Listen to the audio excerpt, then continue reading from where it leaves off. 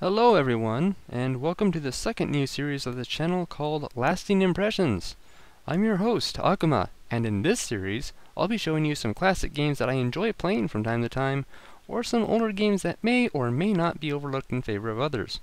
Whereas in Last Impressions I do a blind playthrough, in this series I'll have more experience with the game, assuming I haven't already beaten it. Today's game is one that I've only beaten twice, but it's very fun, and much simpler than the rage-quitting inducing Mega Man game I just finished. Today's game, and the first video of the Lasting Impressions series, is Kirby's Dreamland. Oh yeah! This is a much simpler game than Mega Man, easily. And in this version, this is the very first of Kirby's games, and he is not pink. He is white. Even though this is a black and white game for the Game Boy originals, Kirby has not yet gained any colors. In this iteration, even on the box art, for the next couple games I believe, he was just a white monster.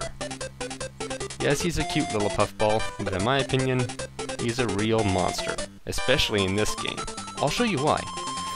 But let's get started on the first level of Kirby's Dreamland.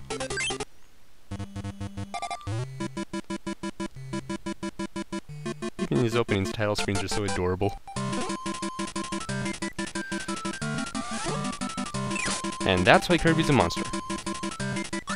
Sure, they're cute little waddle-dees, but I just killed a bird. And what looks like a baby bird. Granted, you'll get hurt but if you touch these guys. But isn't that the same thing with any obstacle in any original games? In this store we have some health restoring items. Actually, that was kind of adorable. Bonk. Yeah, we don't need any health restoring items yet. But if we had touched one of these guys, we probably needed them. Kirby's attacks in this game are while you're flying, you can spit out a puff of air that does kill enemies, but doesn't travel very far.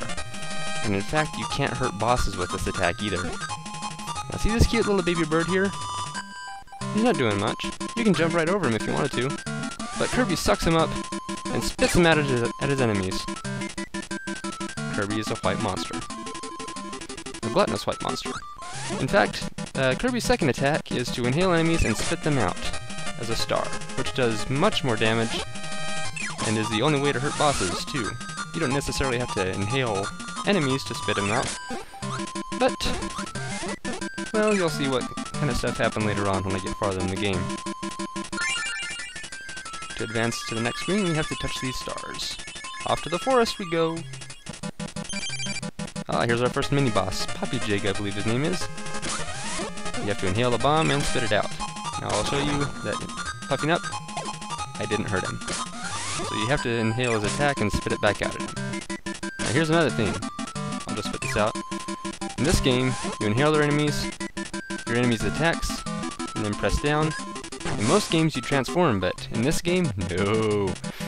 Kirby could not yet transform in this game. So, yeah. In this game, Kirby's only means of defending himself is to inhale his cute little enemies and spit them out at each other.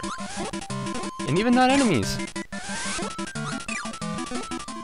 Like those baby birds up there? Granted, you might get hurt if you touch them. I don't know, I haven't touched them in all my playthroughs.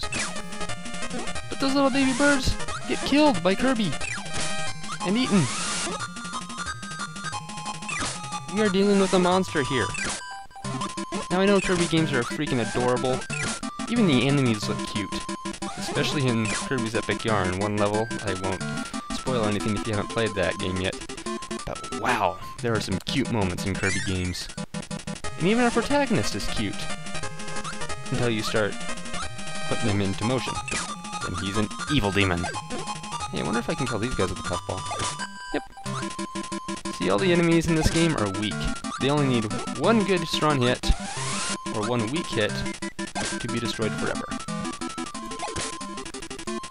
Now, I'm going to show you something else. When your enemies are inhaled, Kirby can only jump, can't fly. So you can't exactly inhale an enemy and take him up here to deal with whatever monstrosity you think you might face. You have to spit out the enemy, wasting them and killing them for no reason. Then fly up here and hope that your puff of air will do something. And there was a maximum tomato. Anybody who's played Smash Bros. Brawl knows this. But, well, Smash Bros. Anything knows this, but those should restore your life quite a bit, if not to full. And we've made it to our first boss battle. This is a classic boss in the Kirby games. Whispy Woods. And I think he's one of two bosses in this game you don't kill. Exactly. You have to inhale his apples and spit them back out in his face. Just like Mega Man, the weak spot is the face. Now, he does have another attack. Oh, there we go. He'll blow at you. And that's really his only means of defending himself. Is blowing at you and dropping apples on your head. And this is actually the end of the level. Yeah, the levels in the Kirby games are quite short. But they are very, very fun. In my opinion, a little too easy.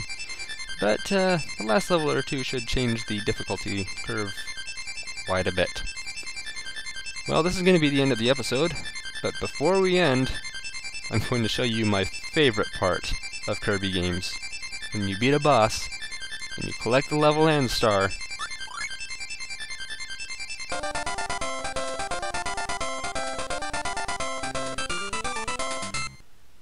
That is amazing dance.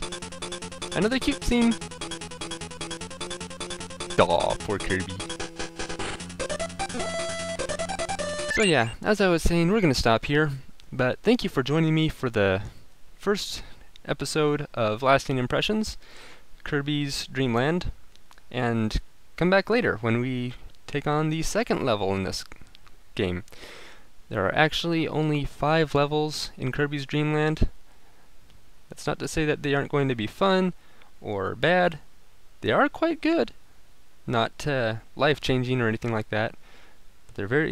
It's a very fun game. You should definitely give it a try if you ever have the chance. And is Kirby dancing on the pause screen? This is adorable. This is absolutely adorable. Oh, now he's not moving, but thank you for joining me, and I will see you next episode.